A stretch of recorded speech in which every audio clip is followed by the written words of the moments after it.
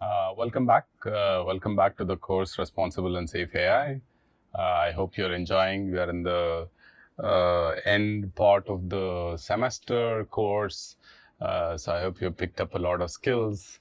And we also see many of you actively asking questions in the discussion forum. Please continue doing that.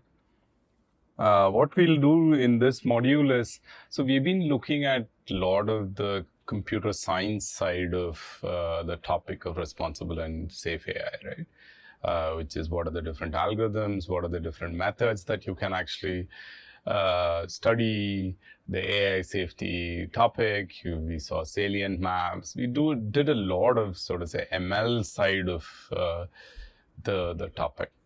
Now let's look at a module which is more at the level of governance. Because if you really think about it, right, the topic of AI is so sort of like cutting across domains today. That's why if you see many institutes are starting the BTech program, many institutes are even getting departments called AI. Right? So keeping sort of say that the topic is very horizontal, cutting across different domains. There's also a big question about, look, what can we sort of say govern? How should we regulate it? Is there anything that we should legalize this idea of AI? So there's a lot of things going on in this topic right now. If you look at it in terms of how to regulate, how to legalize, how should the companies behave, how should the users behave, all of that. I'm going to take a stand of giving you some insights on what are the current status of thinking in this topic. From few angles that I think is important and relevant. Again, while I was preparing for this module, I think that one can even teach a full semester course. I don't know yet if it's there. It may be there, but we can even teach a course, full semester course on AI governance itself. I'm very sure institutes which do policy, which do law, which do public policy, all of them may be looking at this topic as a full semester course itself. So I used already these words, AI regulation, legalizing AI, AI governance, and I'm pretty sure there are many more words. They're all very interchangeably used. The fundamental idea is that the whole AI is there. How do you sort of say put some controls? How do you make sure that it's not used for bad, wrong purposes? Right. Right. So that's the sort of say space that we are going to be dealing with this in this module. If you go back to the first module, we did a lot of this capabilities and risk. I think we've spent the whole module in looking at only what are the advancements that has happened because of AI and what are the risks that we are getting because of those advancements. And if you think about it, those advancements are all sort of say having implications on what we do today, how we do things today. So the question that we're going to ask now is, look, if that is how it is, if these technologies have penetrated into whatever we are doing, is there something that we should take control over? Is there something has to be controlled? Somebody has to control something.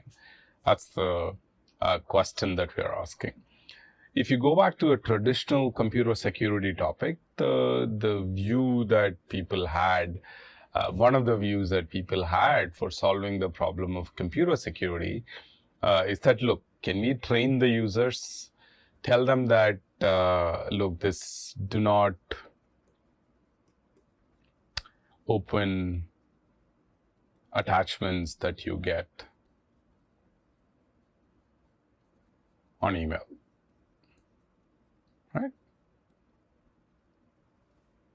So can you tell people that please don't open attachments in an email? That's one type of solutions for solving a computer security problem, traditional computer security problem, if you were to look at, right? Email attachments, being virus, phishing attack, ransomware, all of these attacks, if you see, you can actually solve in some particular ways, methods put together. So train the users is one of them. The other one could be use interface, warn users about the threat. This is more at the interface solution. I'm sure you are using many browser plugins that tell you, that stop you from going to a malicious website, that stops you from saying that the website is collecting personally identifiable information.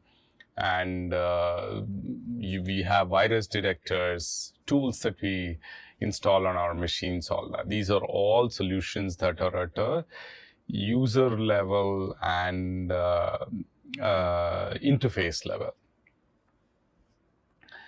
The third mechanism is what our focus in this module is silently eliminating the threat, it's called, right? You build solutions that the end user may or may not even know to a large extent. For example, one technical side could be email spam server.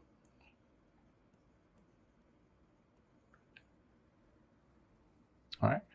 So if you think about email spam server, that is sitting in many, if you're using Gmail, if you're using Microsoft Outlook or everything, it has a server, which is, so this is you checking your email. You're getting it from a server. The server has all the, so to say, rules, which it has learned over a period of time, saying what is spam, what is not spam. You don't really know the details of, so to say, these things, right? You don't need to know.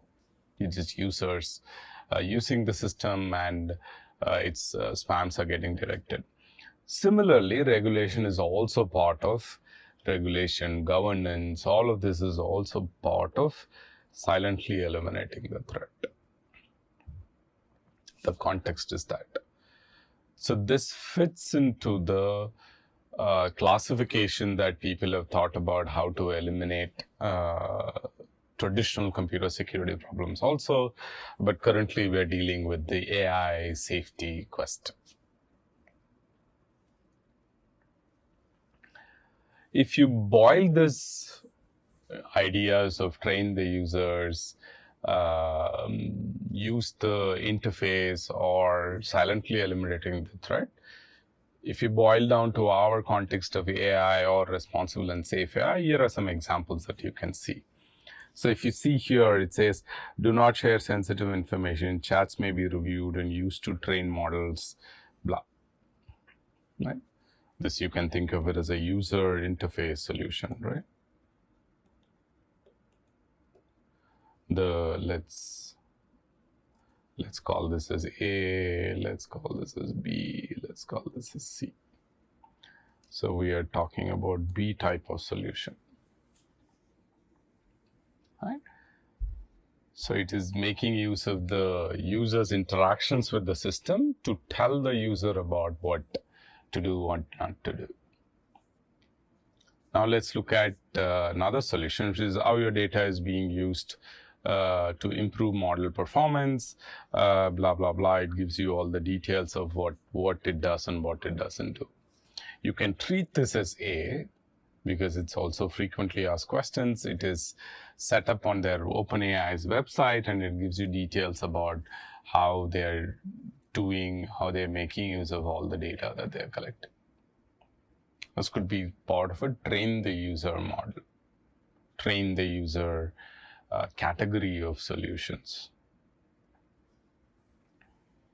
Some slides that we have seen earlier in the course, I brought it back in this context of AI regulation and AI governance. So if you remember, we talked about this in the unlearning module.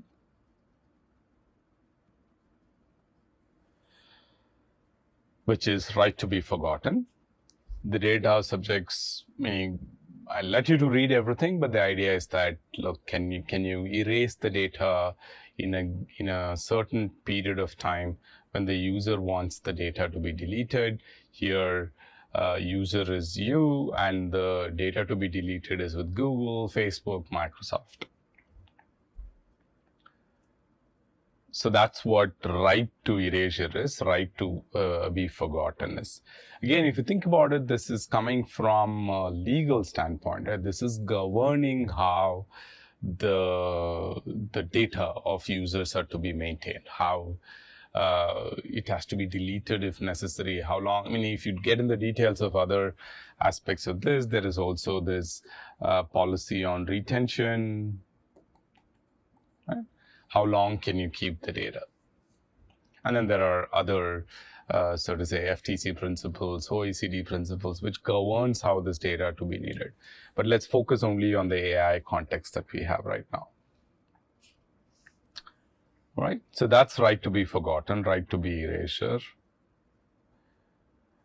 And it goes on to the details of what all it can do. So when, so the user's data, when asked, the company should be able to delete in a certain period of time and give a proof that this data has been deleted.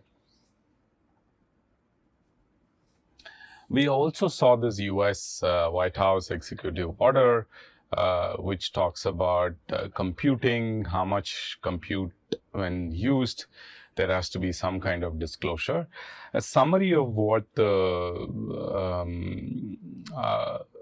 executive order talked about is: ensure safety and security, protect Americans' privacy, advance equity and civil rights, stand up for consumers and workers, promote innovation and competition, advance American leadership abroad, responsible and effective government use of AI. Right? These are like building blocks of the executive order. We actually saw this slide earlier, which talks one particular aspect of how many flops the system uses, and therefore come and tell us that you're using this level of computing for building these foundational models. Right, so that's the US office order. What verticals does it talk about, and what level of details that it gives for computing. But let's spend some time on OECD AI principles. Again, OECD is the European equivalent of organization which helps in setting up these kind of policies and principles. When I mentioned earlier, two acronyms I said, FTC and OECD. This is for the US, this is for EU. Right. So these organizations, their goal is to actually build these kind of policies, principles, develop the act, develop the law, all of that. Here is what OECD talks about for AI principles. I've kept the URL. I'm going to go through each one of them very quickly to tell you what they cover. But I will let you to, if this is of interest to you, spend as much as time you want in reading the whole document, and come back to us if you have any questions. First is inclusive growth, sustainable development, and well-being. So this one talks about stakeholders should proactively engage in responsible stewardship for trustworthy AI in pursuit of beneficial outcomes for people on the planet, such as augmenting human capabilities and enhancing creativity, advancing inclusion of underrepresented populations, reducing economic, social, gender, and other inequalities, and protecting natural environment, thus invigorating inclusive growth, well-being, sustainable development, and environmental sustainability. That's a whole lot of text, but it actually also covers many things that we have already seen in the course, right? So for example, social, gender, and other inequalities. You could connect this to bias. inclusive growth, sustainable development, and well-being. So you want to make sure that the AI actually does all of this. Human rights and democratic values, including fairness and privacy. AI actors should, so you can treat these AI actors as all these open AI companies, researchers, individuals building solutions, all of that. AI actors should respect the rule of law, human rights, democratic and human-centered values throughout the AI system's life cycle. So when building things, make sure that the values of human beings are kept. If you contextualize this to some things that we have discussed, the solutions are also has to be in a particular context, right? I mean, you want to build a solution that is deployed in India, it should take care of the values that we have in India compared to, let's take a Western world. Again, it talks about non-discrimination and equality, freedom, dignity, autonomy, individuals, privacy. All of these topics that we have discussed before is also put in here. So if you see, to this end, AI actors should implement mechanisms and safeguards such as capacity for human agency and oversights, including to address the risks from uses outside of intended purpose. So you have to be very careful with this, right? You build the technology. We talked about this very early in the semester also, right? Course also, that you build the technology for X, it can be used for any other situation for Y also. Oppenheimer is a great example that we talked about. Right? So it was built for a certain context, it was used in a different context. So can you actually enumerate the purposes that it could be used for outside the intended purposes also? This is a very key component. We have also seen this word before, both these words before in different modules, transparency and explainability. AI actors should commit to transparency and responsible disclosure regarding the systems. To this end, they should provide meaningful information appropriate to the context and consistent with the state of the art to foster a general understanding of AI systems, including their capabilities. Essentially, make everybody know what is that you're doing. Robustness, security, and safety. Again, the reason why this AI governance is becoming more important and necessary is also, you will see, right? Technically, we saw all these topics. The governance is also saying that, look, take care of all these things.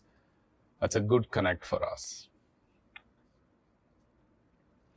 AI systems should be robust, secure, and safe throughout their entire life cycle so that in conditions of normal use, foreseeable use or misuse or other adverse conditions, these functions appropriately and do not pose unreasonable safety or security risks.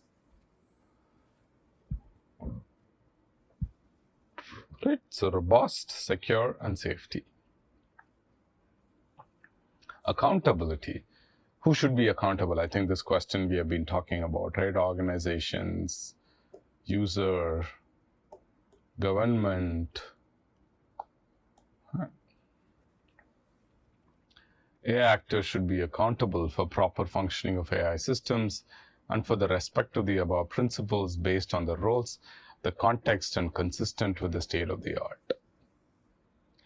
AI actors should ensure traceability, including in relation to the data sets, processes, and decisions making during the AI system's lifecycle. So essentially, make sure that one can trace back to the point of how the data was collected, how the data is helping to make the choice. Again, going back to interpretability, all that we saw before. Investing in AI research and development, meaning I think this was also discussed in some aspects of X risks in class, right? Where we talked about, look, power of AI. is going to be power of nations.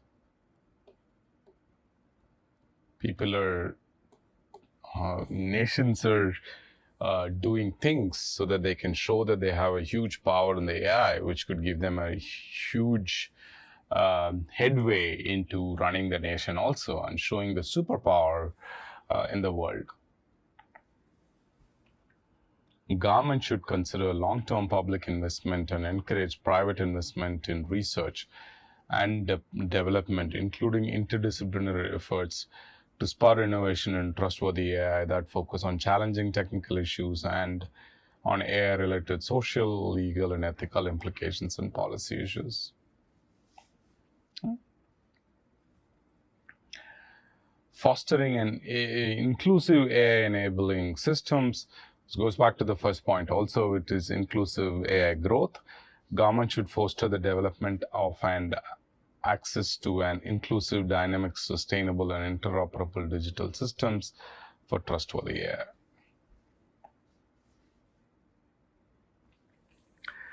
Shaping and enabling interoperable governance and policy environment for AI. So this one is also making sure that systems that are built, I mean, you don't want to build system A and system B and they don't talk to each other, or it's hard to bring them together. You don't want situations like that. So government should promote an agile policy environment that supports transitioning from the research and development stage to the deployment and operating stage of a trustworthy AI systems.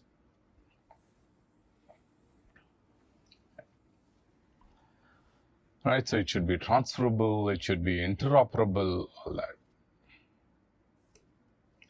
Building human capacity is also an important one, right? So we have to, meaning this course itself is part of this goal, building human capacity.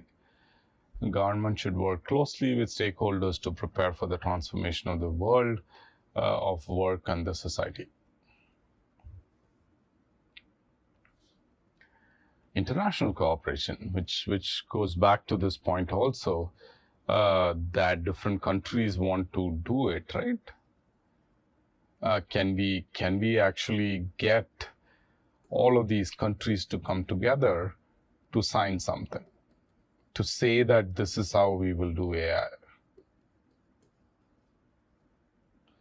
This is how we will do these interactions, building technologies, all that, right?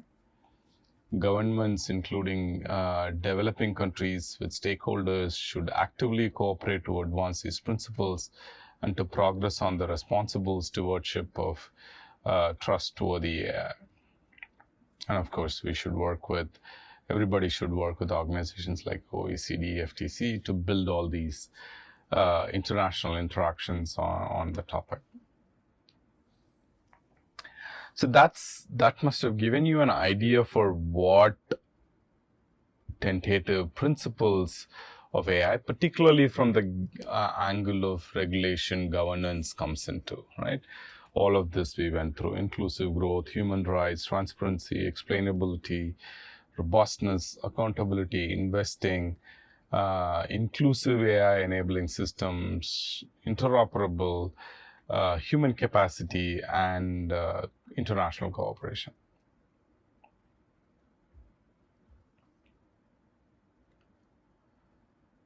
Now let's look at one example that we, again, very briefly we saw in the earlier when we talked about unlearning again. I mentioned about this EU Act, but let's go into detail of what this EU Act is actually talking about in the context of how they have actually looked at building this AI Act. So here is some. So what the Parliament's want in AI regulation is to make sure that the AI systems used in the EU are safe, transparent, traceable, and non-discriminatory and environmentally friendly. If you look at it, all of this can be thought of as driven from the principles that OECD discussed. AI systems should be overseen by other people rather than by automation to prevent harmful outcomes. Parliament also wants to establish a technology-neutral, uniform definition of AI that could be applied to future AI systems. That's the background, but let's look at what the Act talks about. Different rules for different risk levels, right? So you cannot say that, look, there is something high, medium, low, all of them have the same rules. That's not possible. That won't work. An acceptable risk, which is, look, something along these lines should not take, it should be zero tolerance. Unacceptable risk AI systems are systems considered a threat to people and will be banned. They include cognitive behavioral manipulation of people or specific vulnerable groups. For example, voice-activated toys that encourage dangerous behavior in children. Social scoring, classifying people based on behavior, socioeconomic status, or personal characteristics. Biometric identification and categorization of people, real-time and remote biometric identification of systems such as facial recognition. If any of these things are done, it's going to be unacceptable risks. Right?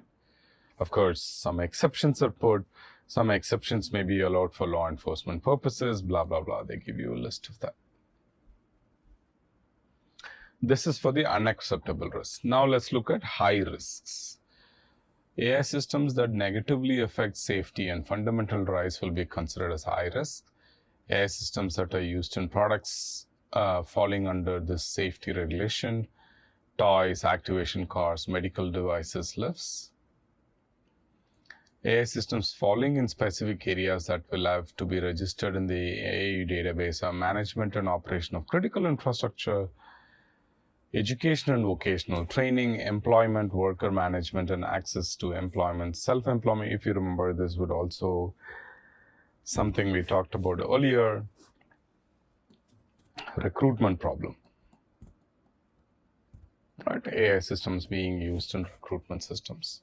Access to and enjoyment of essential private services and public services and benefits, law enforcement, migration, assistance in legal interpretation and application of the law. So some places where high risks are there. They've also laid down the transparency requirement, which is disclosing the content was generated by AI, which is why if you see in ChatGPT also, right, it says that, look, there may be, the ChatGPT may be wrong, please use it at your discretion. Designing the model to prevent it from generating illegal content, publishing summaries of copyrighted data using training. You want to make sure that these things are not taken care. If it is done, it is explicitly stated. Human impact general purpose AI models that might pose systemic risks, such as the more advanced AI model GPT-4 would have to undergo through evaluations. Any serious incidents would have to be reported to the European Commission. So, meaning they're also worried about AGI and effects of it, and it has to be reported, etc. is what this act is saying. Content that is either generated or modified with the help of AI, images, audio, or video files need to be clearly labeled as AI generated, blah. So I think this has become a bigger problem, right? You want to make sure that when it is created by these AI models, it should explicitly state that it is generated. We don't want confusion to happen there.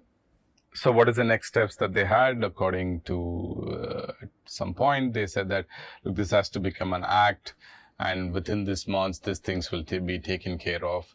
For example, the ban of AI systems posing unacceptable risks will apply 6 months after their entry into the force. Generally, they also wrote some things for 24 months, what will be done in 12 months, all that. Act was written, said that by this time these things should be taken care of. who are the players in this act, right? So if you think about it, there are certain users, parts, stakeholders in this act. One is the provider, right? Developing the AI systems or models, everything, right? So this could be the company building OpenAI. Deployer, persons that uses the systems under its authority. Some mix and match could be with the company itself. You can also talk about as a user if we start using the API and using the models.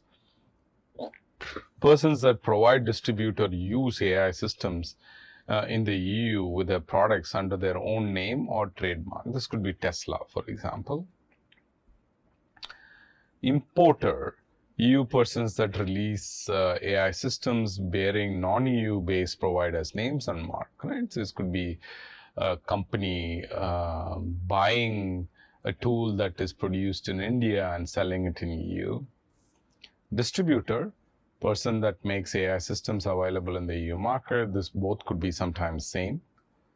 Representative, EU persons appointed by provider to perform obligations under the EU Act. There must be somebody in the company, somebody who's taking care of all the compliance, right? So that's another word, big word in this topic, right? Compliance of all the regulations that are put. Right? These are different users, different stakeholders in the AI chain. All of this is part of the AI EU AI Act itself. So I'm just saying that this was already accepted, and this is now an act in EU. So if you take a step back, right, all of these regulations, technology, all of this stuff, what is happening around the world is that everybody is talking about AI safety institutes. What will these AI safety institutes do? Who will be part of it? What kind of technologies will they build? Will they work on regulations, policy reports that they will produce, all that? So there's been some efforts in terms of building the AI institutes, AI safety institutes itself. For example, this one is in UK, which is the AI Safety Institute, which has the goals as empirical research and global impact, monitoring the fast-moving landscape of AI development, evaluating the risks AI poses to national security and public welfare, advance the field of systemic safety to improve societal resilience, working with AI developers to ensure responsible development, informing policymakers, I said this before, promoting global coordinates of, meaning all of this will go back to the AI principles that we saw, right? So that's UK. Similarly, there is one in the US also. There will focus on key goals as advance the science of AI safety, articulate the demonstrate and disseminates the practices of AI safety, support institutions, communities, and coordinations around AI safety. Directly relevant to the course, taking up the responsible and safe AI. How does these institutes work? And particularly this institute is actually hosted in NIST, which is the National Institute of Standards in the US. These institutes are going to play a huge role in how the choices will be made by, what choices could be made by these technology providers, law, solutions, all of that. So here is a summit which happened in May 2024, right? May 2024 in Seoul. And look at this, world leaders have signed that they will create AI institutes. For example, the institutes are EU, France, Germany, Italy, UK, United States, Singapore, Japan, South Korea, Australia, and Canada. I think it will be interesting for the students in the class to look at whether they all have AI safety institutes right now, I digged and I got the US and the UK, but I'm sure by the time you are seeing this lecture, there may be other safety institutes also coming. So please do a search for these AI institutes, and if you find them, please post it on the mailing list also. Look at the amount of money that they're spending. UK claims to have created the world's first AI safety institutes last November, which is November 2023. Initial investment of $100 million, 100 million pounds, right? What is the state in India now, right? There's a national AI mission, which is doing all the activities under AI. All activities of Government of India AI is coming under this national AI mission. And MeitY, which is a Ministry of Electronics and Information Technologies, recommendations and advisories are regularly coming out on this topic. Office of Principal Scientific Advisor, which is PSA, I've actually taken this as one of the thrust areas, and they are actually working towards building different aspects of AI, so to say, in the country. Of course, there's some discussions going on about, of course, you saw that India is not here, right? So we should have a safety institute, right? And do different activities under it. So that's another discussion that's going on about AI safety institutes in India. So some questions for you to think about and ask yourself also is, can these policies work across different sectors, right? Aviation, agriculture, education, etc., healthcare, all of that also could be there.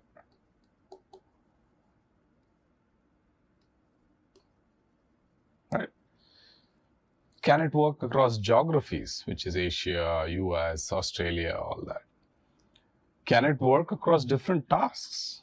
Facial recognition, summarization, classification, all that. Machine translation. Another question to ask is AI itself governed, or its users are governed? The program, the infrastructure that is built, is that being governed? Or its application over summarization, application over face recognition is governed? Interesting question to ask. I think these questions deserve a lot of discussion. And in terms of content, you must be looking at, you must have already looked at the content for discussion, panel discussion, and interactions with professors and industry people as content. Some of these questions were part of discussion there also. Very, very difficult questions to ask. Particularly as technologists, we don't ask these questions very well. Right. Thank you for joining the class again. Hope to continue seeing you in the class. And again, if there are any questions at any point in time, feel free to write to us on the mailing list. Thank you.